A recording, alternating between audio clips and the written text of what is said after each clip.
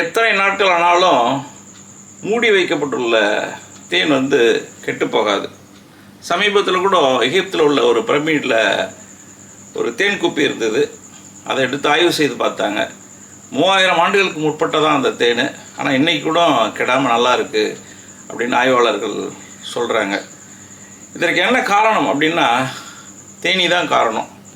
அது தன்னுடைய கூட்டை வடிவமைக்குது பார்த்திங்களா, அதில் எடுத்துக்கிற கேர் தான் காரணம்.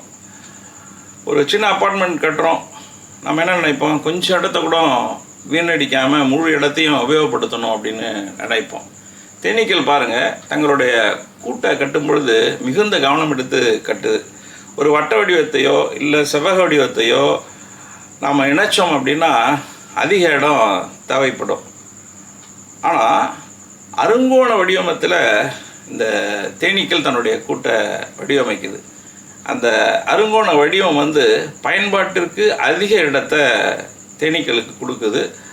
அதில் தேனை சேர்க்கும் பொழுது அந்த தேன் கூட்டோட எடை ஏறுமா. ஆனால் அந்த எடை யூனிஃபார்மாக டிஸ்ட்ரிபியூட் ஆகி அந்த தேனடை கீழே விழாமல் பாதுகாக்குமா. அத்தகைய அறிவார்ந்த கூட்டை தேனி வடிவமைக்குது. இப்போது தேனை கூட்டில் சேர்க்கும்பொழுது என்ன பண்ணுமா, தன்னுடைய இறகுகளை அசைச்சு அந்த தேனில் உள்ள வாட்டர் கண்டென்ட்டில் தண்ணி இருக்குது பார்த்திங்களா, அதை பெரும்பாலும் வெளியே தள்ளி விட்டுருமா. அப்போது இந்த தேனில் என்ன இருக்குன்னா 80% ஹைலி கான்சன்ட்ரேட்டட் சுகர் இருக்குது.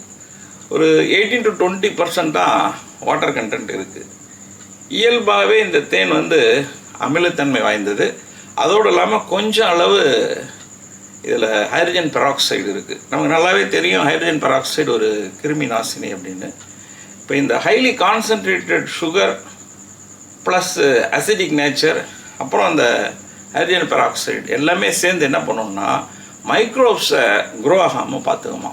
ஒரு பொருளில் வாட்டர் கண்டென்ட் கம்மியாக இருந்தாலே மைக்ரோப்ஸ் வளர்கிறது குறைவாக இருக்கும்.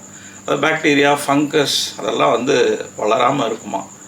இது எல்லாத்தையும் தாண்டி ஹைலி கான்சன்ட்ரேட்டட் சுகர் இதில் இருக்கிறதுனால, தேனில் இருக்கிறதுனால அது என்ன பண்ணுமா, மைக்ரோப்ஸில் உள்ள வாட்டர் கண்டென்ட்டை உறிஞ்சி மைக்ரோப்ஸ் இருந்தாலும் அதை சாகடிச்சிடுமா. இந்த காரணத்தினால தான் தேன் எவ்வளவு நாள் ஆனாலும் கெடாமல் இருக்குது. ஆக நம்மள்கிட்ட இருக்கிற தேனை ஏர்டைட்டாக மூடி வச்சுருந்தோம் அப்படின்னா சுத்தமான தேன் கெடாமல் எவ்வளோ நாட்கள் வேண்டுமானாலும் இருக்கும்.